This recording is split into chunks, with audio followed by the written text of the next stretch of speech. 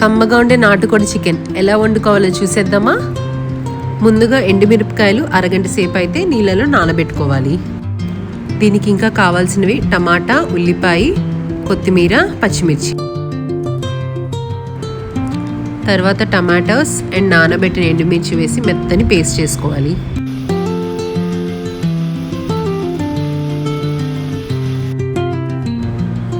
తర్వాత కుక్కర్ వేడెక్కాక నూనె వేసి దాంట్లో ఉల్లిపాయ, పచ్చిమిర్చి వేయించుకోవాలి. దీంట్లోకి ముందుగా గ్రైండ్ చేసుకున్న ఆ పేస్ట్ని యాడ్ చేసుకోవాలి. 2 గంటల ముందే ఉప్పు, కారం, గరం మసాలా, నిమ్మకాయ వేసి మ్యారినేట్ చేసుకున్న చికెన్ని యాడ్ చేసుకోవాలి.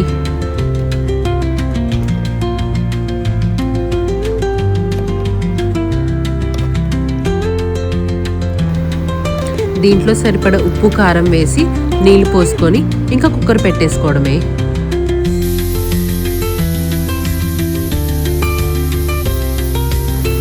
నాటుకోడి కాబట్టి నేనైతే హై ఫ్లేమ్లో 5 విజిల్స్ పెట్టుకున్నాను.